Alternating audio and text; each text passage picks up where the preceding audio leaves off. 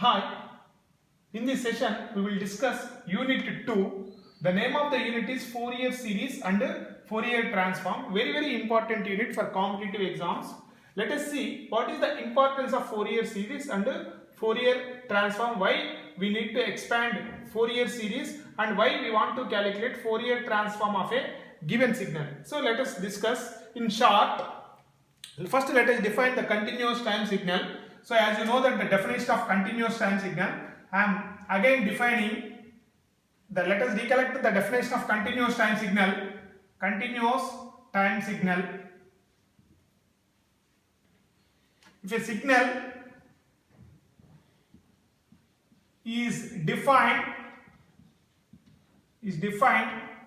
at all instants of time, the signal is defined at all instants of time, then it is called continuous time signal. So what is it is called as continuous time signal. So this is the definition of continuous time signal. If the signal is defined at all instants of time, so then it is called as continuous time signal. What is the example? Human speech is the best example of continuous time signal. So you see that all the real time signals are continuous time signals. All the real time signals are continuous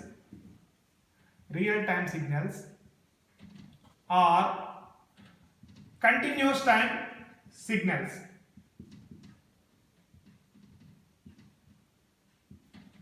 All the real time signals are continuous time signals. But the analysis of continuous time signals is very easy in frequency domain. So that means the analysis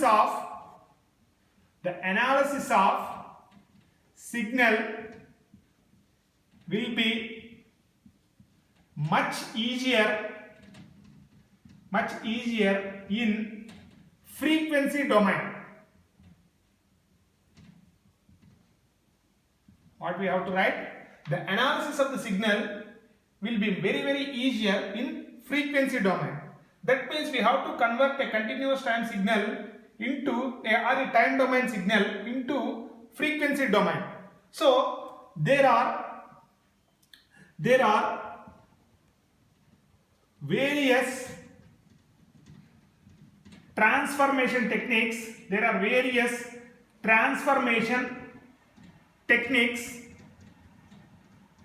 are available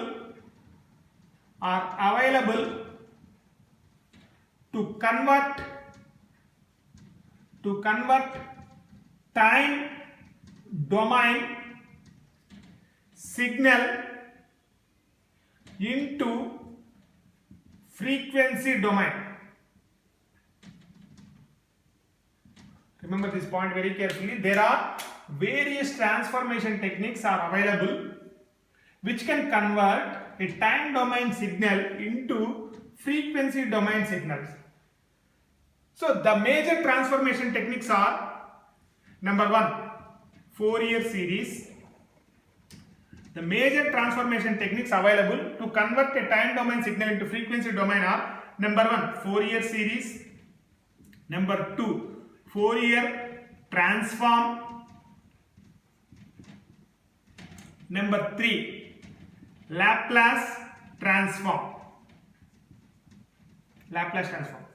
So these are the available major transformation techniques which is used to convert a time domain signal into frequency domain. Where you remember that the Fourier series is mainly used for the analysis of periodic signals, which is mainly used, very important objective question. The Fourier series is mainly used for periodic signals, for the analysis of periodic signals. Fourier transform is used for the analysis of aperiodic signals, and Laplace transform is much more easier and convenient to analyze the signals. So coming to these two, the Fourier series is used for the analysis of periodic signals, whereas the Fourier transform is used for the analysis of aperiodic signals. So let us divide the Fourier series. So first we will discuss in this chapter about Fourier series. Later we discuss about Fourier transform. In the 6th unit or 5th unit we will discuss about Laplace transform. The Fourier series is further divided into majorly divided into number 1, trigonometric Fourier series.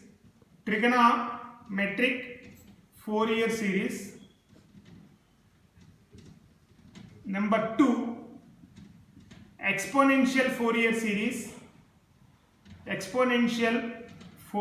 Very simple transformation techniques these are. So we discuss both trigonometric Fourier series and exponential Fourier series. Number 3, cosine Fourier series representation. So these are the Fourier series techniques available. So we will discuss first the trigonometric Fourier series. Later we will discuss exponential Fourier series and cosine Fourier series representation and the relation between trigonometric Fourier series and exponential Fourier series. That will complete half of the chapter, the Fourier series. In the next half session we will discuss the Fourier transform. So what we have to understand majorly is that why the Fourier series and Fourier transforms are used in order to convert the time domain signal into frequency domain, because the analysis of the signal is very easier in Fourier series and Fourier transform when compared in continuous time domain. Thank you.